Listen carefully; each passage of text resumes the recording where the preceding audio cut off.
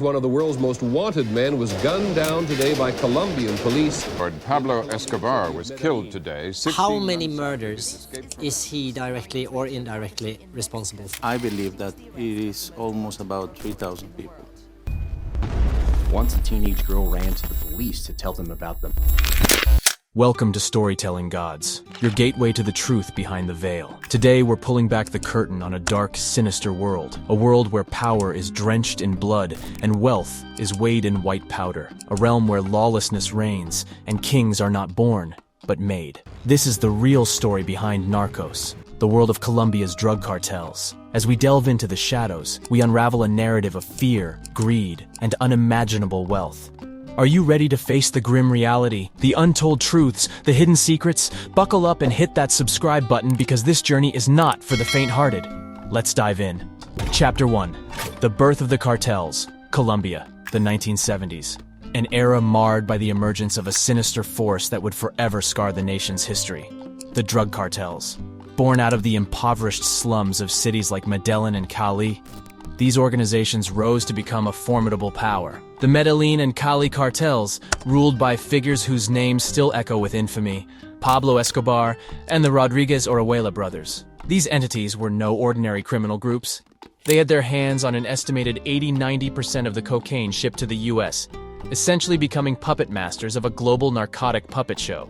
But who were the men behind this deadly curtain?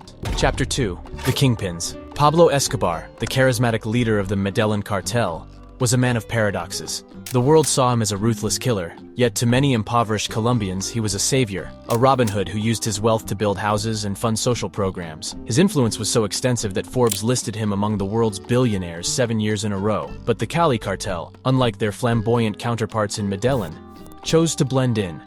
They operated like a corporate entity, investing in legitimate businesses, establishing a facade of respectability, a clever ruse that allowed them to expand their operations beyond anyone's imagination.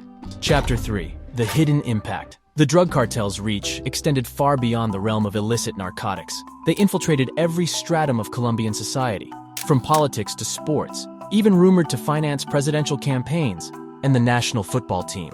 The magnitude of their corruption remains largely untold, painting a chilling picture of a society held hostage by its underworld. Their influence was so pervasive that it nearly crippled the state, creating a terrifying new order where the line between the underworld and the establishment blurred beyond recognition. Chapter 4. The Secret Weapon. The cartels had a secret weapon, sicarios. Young, often from disadvantaged backgrounds, these assassins were the foot soldiers of the drug lords. Promised wealth and power, they were lured into a life of crime and violence. But what's often overlooked is their tragic fate. Trapped in a vicious cycle of poverty, crime, and death, they were the pawns in a deadly chess game, their lives sacrificed in the relentless quest for power and profit. Chapter 5. The War on Drugs. Enter the era of the War on Drugs. Initiated by the US, it was intended as a decisive crackdown on the narcotics underworld, but it came with its own set of consequences. What it brought to Colombia was not peace, but a fresh wave of violence. As government forces and US agencies locked horns with the cartels, the streets of Colombia turned into veritable war zones. The price was high, and it wasn't just the cartels who were paying. Ordinary citizens found themselves trapped in a terrifying crossfire. Their lives were upended, their cities transformed into battlegrounds. The war on drugs, rather than quelling the terror, often seemed to amplify it, leading to a question. Was the cure worse than the disease? In our next section, we'll explore the aftermath of this tumultuous era and the lasting legacy it has left behind. Chapter 6. The Legacy. The collapse of the Medellín and Cali cartels didn't signify the end of drug trafficking in Colombia. In the ashes of these fallen empires, smaller but equally deadly groups arose. The power vacuum led to a new era of violence, as these organizations battled for control of the lucrative drug trade. The legacy of the cartels is still felt today, with Colombia remaining a key player in the global narcotics trade. These remnants of the past serve as a grim reminder of a time when crime lords ruled supreme, a period that has left an indelible mark on the nation's history. Chapter 7. The Dark Shadows of Power. Let's step deeper into the darkness and explore an aspect of the drug cartels that's often shrouded in secrecy, their brutal reign of terror. The cartels ruled with an iron fist, and anyone who dared to stand in their way was swiftly and ruthlessly dealt with. Assassinations, bombings, and massacres became commonplace as the drug lords asserted their dominance and instilled fear. Journalists who dared to report on their activities were silenced, either through bribes or bullets. Politicians who refused to be corrupted were threatened, kidnapped, or killed. The cartels even waged war on the state itself, with Pablo Escobar famously declaring war on the Colombian government after they supported an extradition treaty with the US. It wasn't just the people in power who suffered. Innocent civilians often found themselves caught in the crossfire. Entire neighborhoods were terrorized, and many were forced to flee their homes and communities due to the violence. This reign of terror left a lasting impact on Colombia, casting a dark shadow that lingers to this day. In our next section, we'll delve into the legacy these cartels left behind. Chapter 8: The Colossal Cocaine Business. Now let's delve into the staggering scale of the cartel's operations. At the height of their power, the Medellín and Cali cartels were responsible for transporting vast amounts of cocaine to the United States and beyond. The Medellín cartel, under Pablo Escobar, is estimated to have supplied about 80% of the cocaine smuggled into the US at its peak in the 1980s. That's approximately 15 tons of cocaine per day.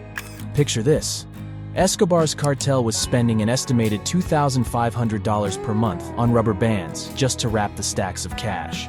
They even factored in a 10% loss rate for their cash earnings, eaten by rats or damaged by water in their storage units. That's how enormous the operations were. But it wasn't just about the quantity. The cartels were notorious for their innovative smuggling techniques. From concealed compartments in cars and boats to using submarines and planes, they exploited every possible route to ensure their illicit goods reached their markets. This audacity and ingenuity underscore the enormous scale and sophistication of their operations.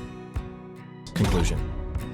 We've journeyed through the dark underbelly of Colombia's history, unmasking the men behind the drug empires and their ruthless pursuit of power. The story of Colombia's drug kingpins is more than just a tale of crime and corruption.